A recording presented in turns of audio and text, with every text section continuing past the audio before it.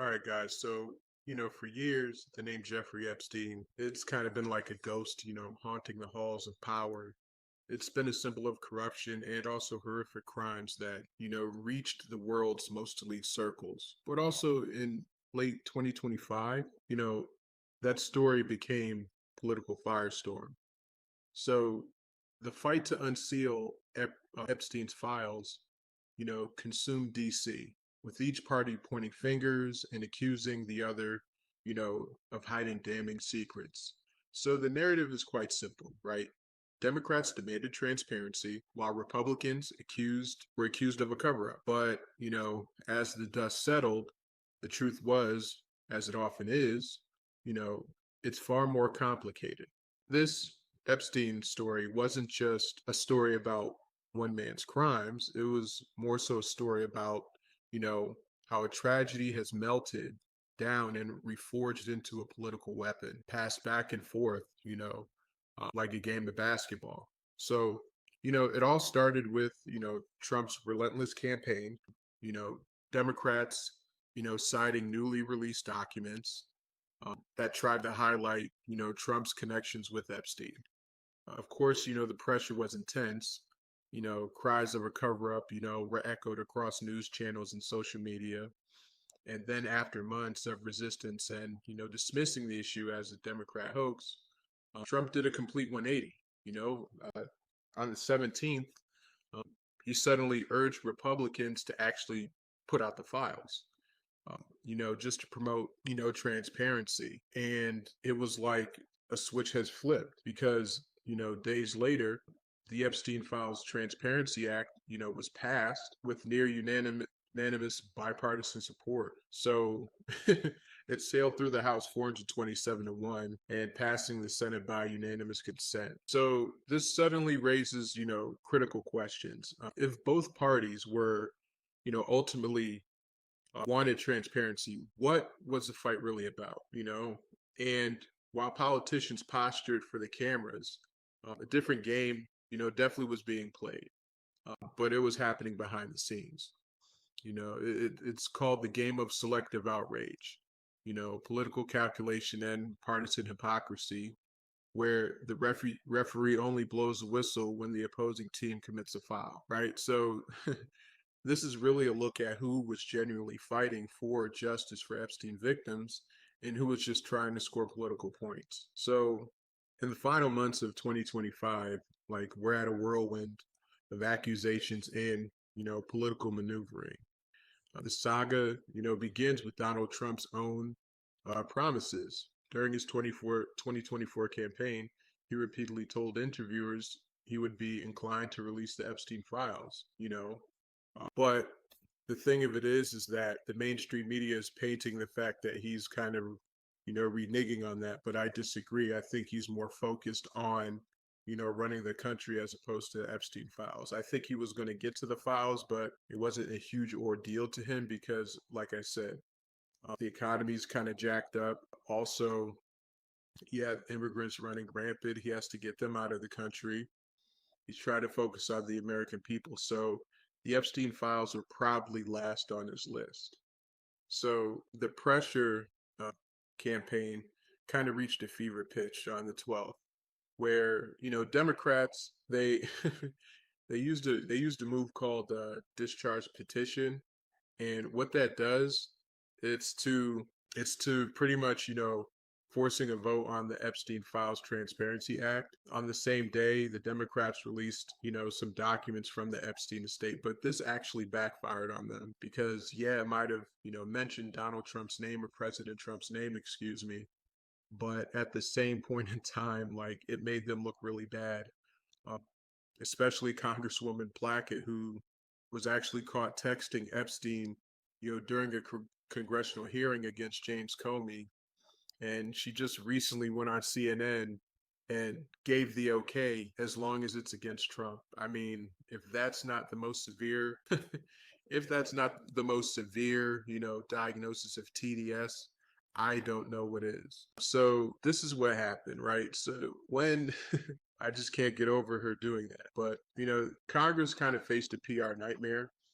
and kind of caused, the administration just to buckle a little bit. The only reason because is that people were, forcing the release of the files. They saw it more important as to things going on in the country, despite the fact that Trump actually brought in $18 trillion as of today. He visited with the Saudi prince who's now going to invest 1 trillion into the country. The fact that Donald Trump's able to, get this type of money at such a high level is amazing to me.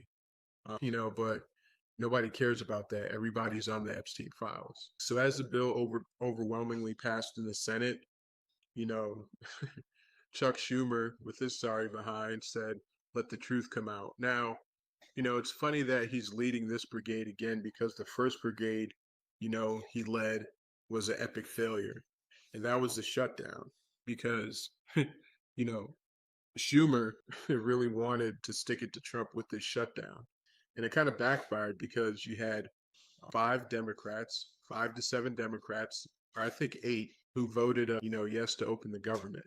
Now, when it went to the House of Representatives, like it was a close vote, 220 to 209, but we all knew that the government was going to be open.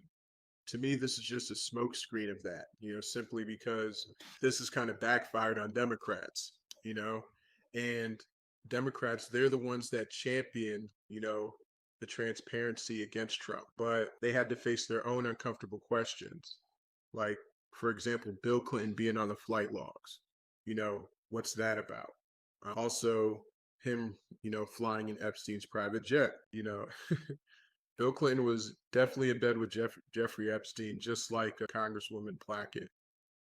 So this is why it really backfired on Democrats because they were looking for something to pin Trump down on, but in actuality, their files that are coming out is making them look even weaker because they were in cahoots with a sex offender trying to, create collusion with the president.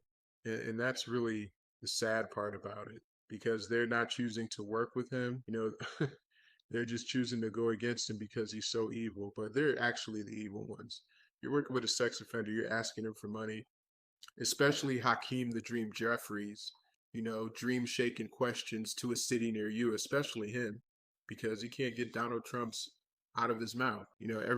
He could be asked, "Hey Hakeem, what did you eat today?" Well, I had steak and cheese, but Donald Trump, blah blah blah. Like that's the first thing that comes out of his mouth, and it's been the mantra of Democrats for the past year, ever since Trump has been in office. So of course they're trying this. I think this is their last Hail Mary are the Epstein files because if this doesn't work, I don't think anything else will. They tried sticking charges against him. They tried killing him. They tried the lower courts trying to overturn some of his executive orders and rulings. When you look at the Supreme Court wins, it's ridiculous. It's in the 90 percentile. So, I mean, what else can you do when he goes across the seas and, across the world? He's respected as the president by other leaders. Biden wasn't respected because he wasn't a respectful person. I understand people don't like Donald Trump, but you got to respect him. The fact that he's able to do certain things and, rub elbows with certain leaders and also strike deals like these investments, these are deals he's making, and he's getting America in the front door, excuse me, and America back on the map again.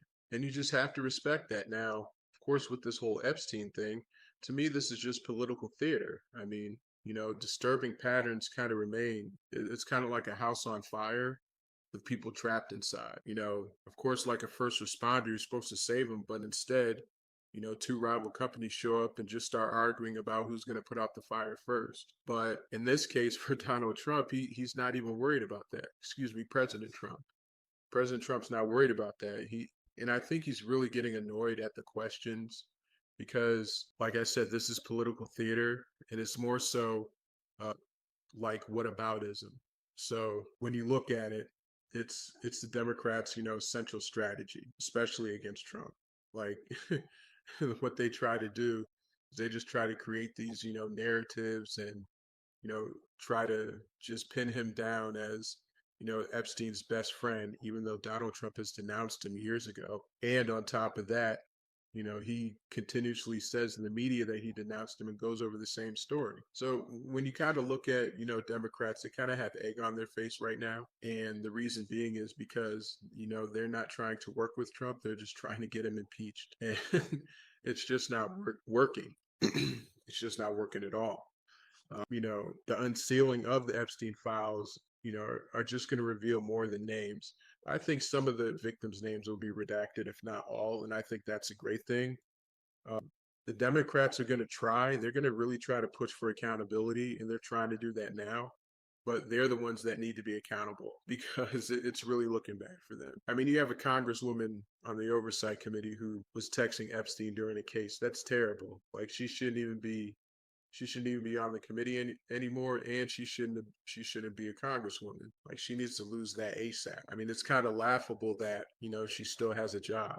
I wish the GOP would man up and really just vote her off, because the problem is that if this keeps going on, the GOP is not going to be taken seriously, especially in a time of Trump's tenure. We need to get a lot of things done, and if we're not going to be taken seriously, not going to get anything done. But a quick question: what do you guys think? What are some of your comments going to be?